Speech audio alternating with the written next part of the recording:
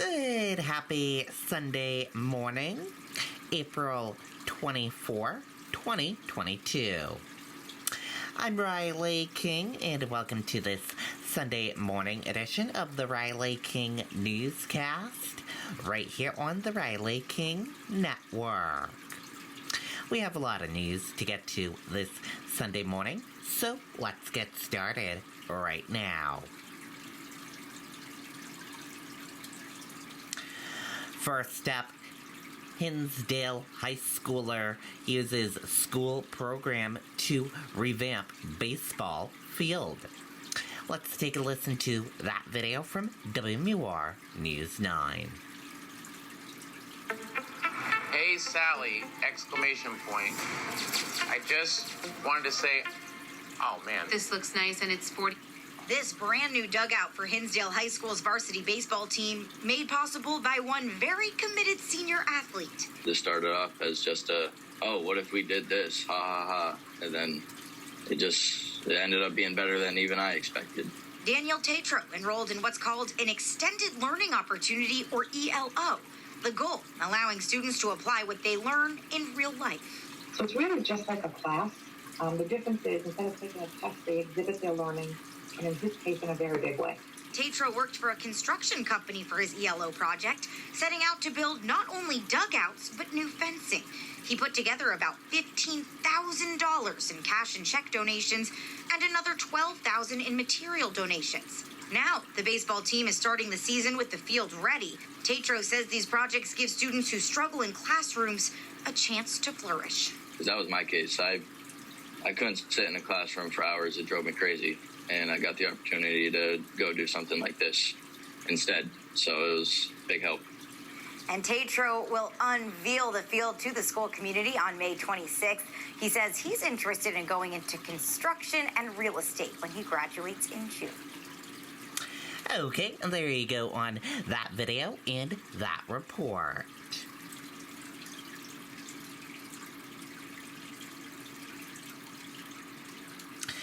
Investigation continues into deaths of Concord husband and wife. Let's take a listen to that video from WMUR News 9.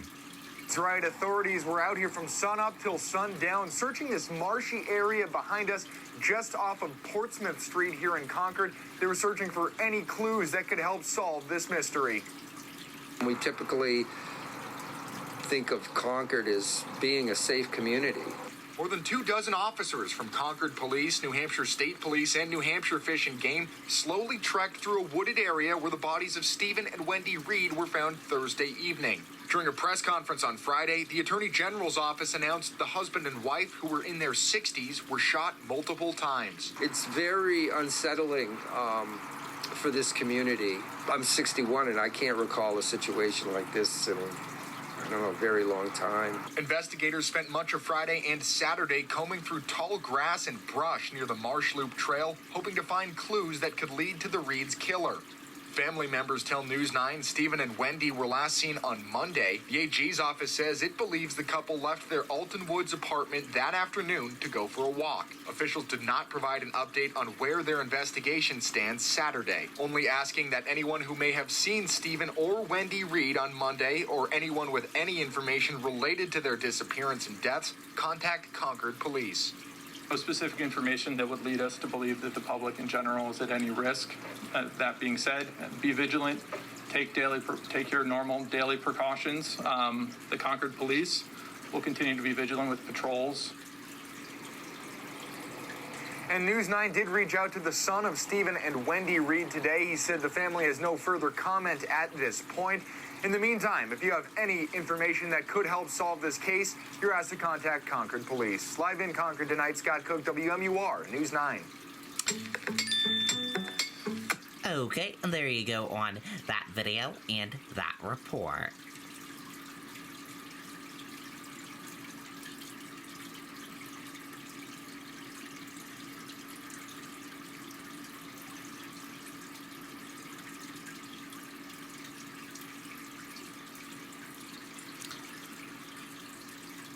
Meadows made aware of potential violence on January 6th, officials say. Let's take a listen to that video from ABC News. Ancestry has helped me really understand my family's immigration experience and what life must have been like for them. And as I pass it on to my daughter, it's an important part of understanding who we are.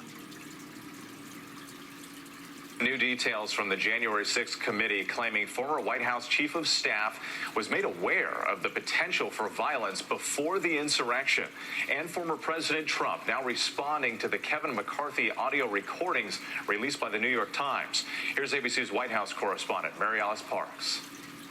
Tonight, new court filings from the Congressional Committee investigating the January 6th attack suggesting former White House Chief of Staff Mark Meadows was specifically warned the day could turn violent. His former aide testifying Meadows was made aware of, quote, intel reports saying that there could potentially be violence on the 6th. Recalling Meadows saying, all right, let's talk about it. According to the committee filings, Meadows was part of the effort to change the certified results of the election, including encouraging state legislatures to appoint alternate electors to the Electoral College and taking part in conversations about replacing the acting attorney general with someone who would support them.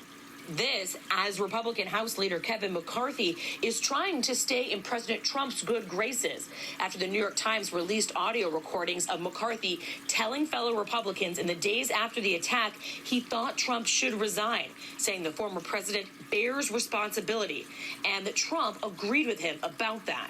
I asked him personally today, does he hold responsibility for what happened? Does he feel bad about what happened? He told me he does have some responsibility for what happened. And he needs to acknowledge that.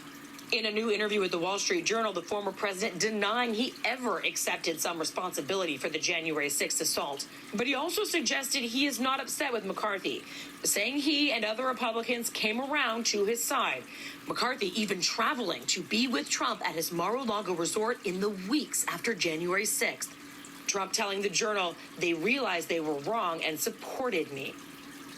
And with the Congressional Committee is still fighting to try to get Meadows to testify. But the big question, too, is whether the Department of Justice will bring criminal charges against Meadows. It's been 4 months since Congress found him in contempt for refusing to comply with their subpoenas. Mary Alice Parks with those new developments. Thank you. Hi, everyone. George. Okay, and there you go on that video and that report. And that does it for this morning edition of the Riley King Newscast, right here on the Riley King Network. Thank you for tuning in and watching. Have a great day, everyone, and goodbye.